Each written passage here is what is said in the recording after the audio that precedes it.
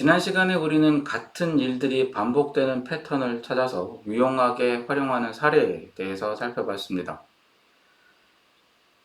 이번 시간에는 하나의 문제나 단위, 구조 안에서 생기는 반복적인 패턴의 종류와 이것을 활용하는 사례를 알아보겠습니다.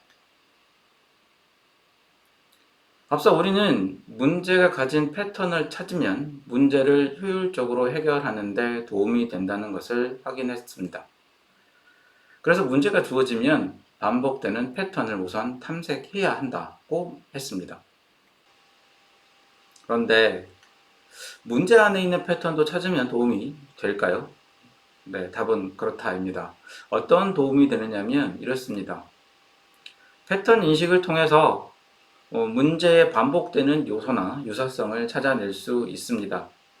이 정보를 활용하면 문제 해결 과정에서 시행착오를 줄이고 직접적이고 효율적인 방법으로 문제에 접근할 수 있습니다.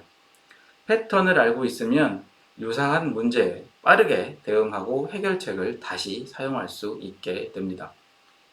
또 대규모의 복잡한 문제, 그런 문제를 더 작고 다루기 쉬운 부분으로 나누어서 분석을 하게 되면 각 부분에서 반복되거나 유사한 패턴을 찾아낼 수 있습니다. 이런 방식은 문제를 단순화하고 전체 문제의 구조를 이해하는 데 도움이 됩니다. 즉, 문제 해결 과정을 체계적이고 조직적으로 만들어 줍니다. 패턴을 이해하고 활용하면 필요한 자원의 사용을 최적화하고 비용과 시간을 절약할 수 있습니다. 예컨대 패턴에 기반한 예측 모델을 사용하면 불필요한 자원 소모를 줄일 수 있게 되고 필요한 것에 더 많은 자원을 집중할 수 있게 됩니다. 그리고 패턴을 통해서 미래의 상황이나 발생 가능한 문제를 예측할 수 있습니다. 예상치 못한 문제에 대응하는 능력을 향상시킬 수 있게 되고 리스크를 관리하는 데 도움이 됩니다. 그래서 안정적인 계획을 수립하고 더 나은 의사결정을 할 수 있도록 지원합니다. 한 문제에서 발견된 패턴이 다른 비슷한 문제에도 적용될 수 있습니다. 이런 일반화의 가능성은 지식이 도메인 사이를 옮겨 다니는 게 가능하게 하고요. 따라서 한 분야에서 얻은 통찰을 다른 분야에도 적용할 수 있게 합니다. 이런 거는 연구와 개발, 그리고 혁신에 큰 도움이 됩니다. 정리하면 패턴 인식은 문제를 보다 신속하고 정확하게 해결하는 데 필수적인 접근 방법입니다. 단순히 문제를 해결하는 것뿐만 아니라 전반적인 프로세스와 시스템을 향상시키는 데도 기여할 수 있습니다. 문제 속에서 발견되는 패턴도 유형을 나눌 수 있는데요. 문제 간 패턴과 중복되는 형태를 가진 것도 있습니다. 하나씩 살펴보겠습니다. 첫 번째는 구조적 패턴입니다. 건축에서 공간 배치나 그리고 글을 작성할 때 문단 구조가 여기에 해당합니다. 어떤 구조가 반복적으로 출현하거나 유사한 구성을 공유하는 패턴입니다. 두 번째는 행동 패턴입니다. 이 패턴은 특정 상황에서 개인이나 집단이 보이는 반복적인 반응을 관찰해서 식별하는 것입니다. 예를 들면 소비자의 구매 행동, 사용자의 웹사이트 사용 패턴이 여기에 해당됩니다. 그리고 세 번째는 순차적 패턴입니다. 문제 안에서 작은 사건들이 일정한 순서로 그리고 반복적으로 발생할 때 식별됩니다. 일, 그리고 시간의 흐름에 따른 활동 순서 패턴이 여기에 해당합니다. 네 번째는 상관 패턴입니다.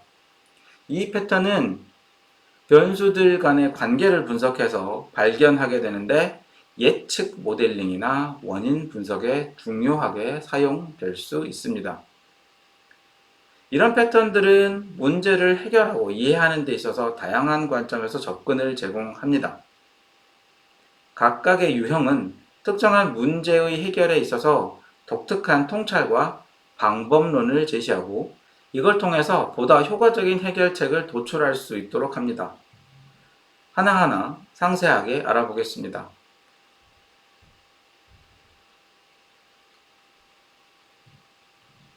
먼저 구조적 패턴입니다.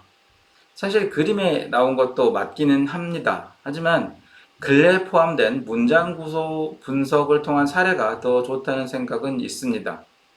여튼 구조적 패턴은 객체나 데이터가 조직되는 방식에 초점을 둡니다. 이 유형의 패턴은 물리적인 배치나 논리적인 구성을 포함할 수 있고요. 찾아진 패턴은 특정 구조가 어떻게 반복되고 유지되는지를 보이게 됩니다. 대표적인 활용 사례가 전통적인 한옥 구조입니다. 집 안에 개별 공간을 어떻게 배치하느냐 하는 거죠. 패턴이 있습니다. 중앙에 마당을 두고 마당을 둘러싼 방들의 배열로 구성합니다. 이런 구조적 배치 패턴은 주거의 편리성에 초점을 두고 있습니다. 또 도시계획이라는 큰 문제의 내부에서 찾을 수 있는 구조적인 패턴은 도시의 교통, 흐름, 주거지역의 배치, 공공시설의 위치를 계획할 때 매우 중요합니다. 예를 들어 주거지역의 중심에 학교, 병원, 상점이 위치하는 방식이 도시 안에서 반복적으로 적용이 되게 됩니다. 이런 구조적 배치는 주민들의 편의를 최적화하고 도시의 기능적 효율성을 높이는 데 기여합니다. 주요 시설들을 중심으로 구성해서 교통량을 분산시키고 접근성 향상을 노려볼 수 있게 합니다. 두 번째는 행동 패턴입니다. 이 패턴은 개인 혹은 그룹의 반응이나 행동이 특정 상황에서 어떻게 일관되게 나타나는지를 말합니다. 이 패턴은 행동의 반복성과 예측 가능성을 강조합니다. 마케팅 분야의 소비자 행동 분석은 행동 패턴의 좋은 사례라고 할 수 있습니다. 특정한 광고나 프로모션에 대한 소비자들의 반응을 분석해서 기업이 소비자의 구매 결정 과정을 이해하고 더 효과적인, 더 나은 마케팅 전략을 개발할 수 있게 됩니다. 또 화재 대피 훈련에서는 사람들이 특정 신호를 듣고 안전한 방법으로 대피하는 행동 패턴을 반복적으로 연습하도록 합니다. 이렇게 패턴을 만들어 훈련을 하게 되면 사람들이 실제 위급 상황에 당황하지 않고 훈련된 대로 안전하게 대피할 수 있게 됩니다. 반복적인 연습을 통해서 대응 방식이 습관화되고 실제 상황에서 더 효율적이고 신속한 대응이 가능해지도록 하는 것이죠. 세 번째 패턴은 순차적 패턴입니다. 순차적 패턴은 사건들이 시간적 순서에 따라서 어떻게 배열되는지를 다룹니다. 이 패턴은 특정한 사건이 다른 사건을 유발하거나 일정한 시간 간격으로 반복되는 경우에 식별될 수 있습니다. 의료 분야에서 환자의 증상 발현 순서를 분석하는 것은 순차적 패턴 분석의 대표적인 사례입니다. 특정한 질병의 증상이 나타나는 순서를 이해하는 것은 의사들이 더 정확한 진단을 내릴 수 있도록 하죠. 그리고 이걸 바탕으로 정확한 적절한 치료 계획을 수립하도록 합니다. 또 의료 분야에서 환자의 진료 절차도 일련의 순차적인 패턴을 따릅니다. 예를 들어 접수, 진단검사, 진료 상담, 처방, 후속 조치의 순서로 진행을 하는 거죠. 이 패턴은 순차적 절차를 통해서 의료 서비스의 품질을 일관되게 유지하고 환자의 상태에 따른 적절한 의료 서비스를 제공하도록 합니다. 각 패턴의 단계는 필요한 정보와 치료가 효과적으로 이루어질 수 있도록 설계되어 있습니다. 식당에서도 순차적 패턴을 따르는 좋은 예를 찾을 수 있습니다. 식당에서는 일반적으로 이런 단계로 서비스가 제공이 됩니다. 손님이 입장하면 메뉴를 제공을 해서 선택하도록 하고 주문을 받으면 주문에 따라서 음식 준비를 하고 조리가 완료된 음식이 제공이 되면 식사를 하게 되고요. 식사가 끝났으면 계산을 하고 퇴장하게 됩니다. 각 단계는 식당에서의 서비스 흐름을 조직화하고 고객 경험을 최적화하는 데 중요한 역할을 합니다. 식당에서의 이런 패턴이 있기 때문에 고객 경험을 최적화하기 위해서 각 단계별로 어떤 고려를 할 수 있게 되는 거죠. 먼저 손님은 식당에 들어서면서 첫 인상을 받게 됩니다. 그렇기 때문에 많은 식당들이 입구의 인테리어나 직원들의 친절한 인사에 매우 신경을 쓰게 됩니다. 그 다음 메뉴 선택 단계에서는 메뉴는 고객에게 제공되는 음식의 선택 폭을 보여줍니다. 그래서 메뉴 디자인, 그리고 메뉴를 어떻게 배열해 놓을지 이런 것들은 고객이 음식을 쉽게 선택할 수 있도록 도와주는 역할을 하게 됩니다. 그리고 주문 단계에서는 고객의 요구사항이 정확하게 전달되어야 하겠죠. 이거는 전체 식사 만족도에 매우 큰 영향을 미칩니다. 주문이 잘못 전달되면 고객이 실망이 엄청나게 크죠. 그런 것들을 고민하는 단계가 주문 단계입니다.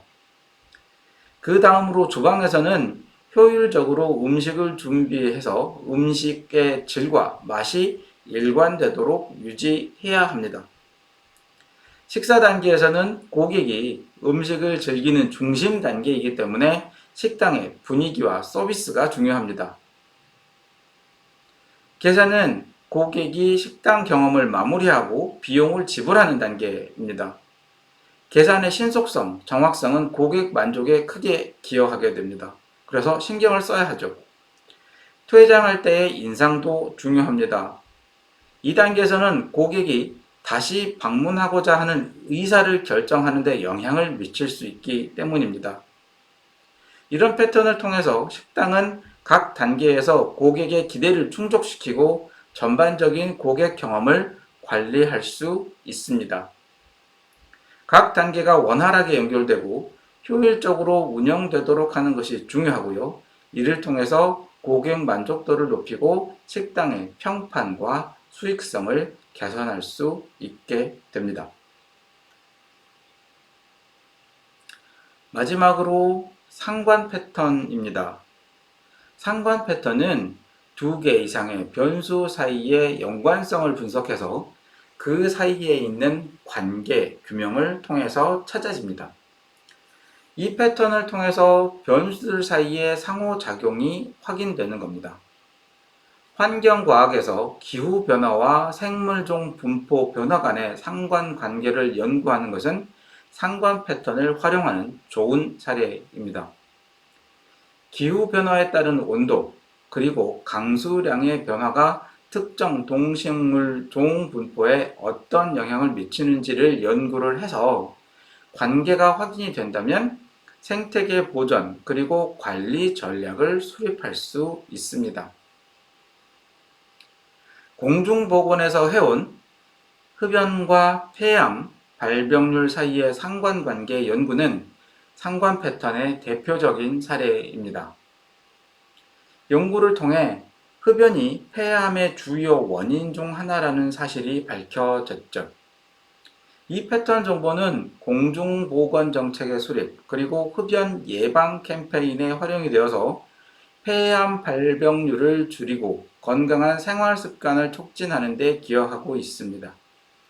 이런 사례들은 각각의 패턴 유형이 실제 세계에서 어떻게 활용되고 어떤 결과를 만들어내는지 잘 보여줍니다.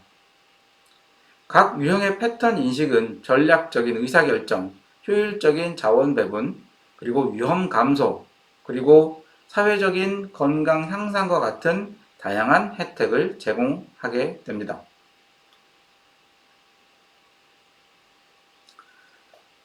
패턴을 찾으면 문제를 효율적으로 해결할 수 있다고 말씀을 드렸습니다. 그런데 이런 패턴을 찾는 과정에서 우리가 주의해야 할 상황들이 있습니다. 크게 4가지인데요. 먼저 과적합을 피해야 합니다.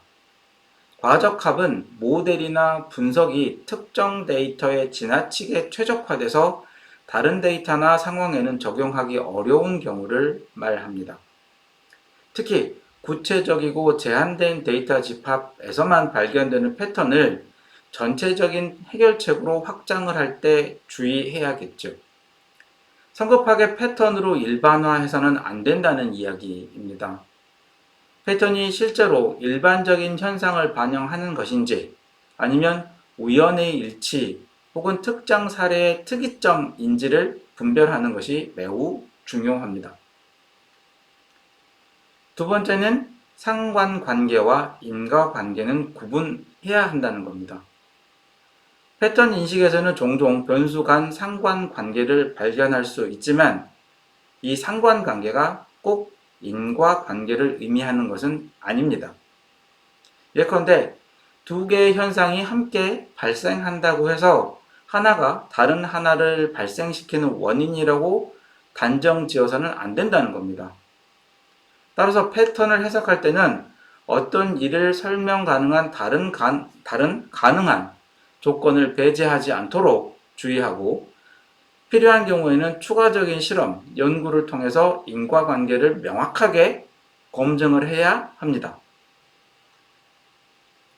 그리고 샘플링의 편향에 대한 고려가 있어야 합니다.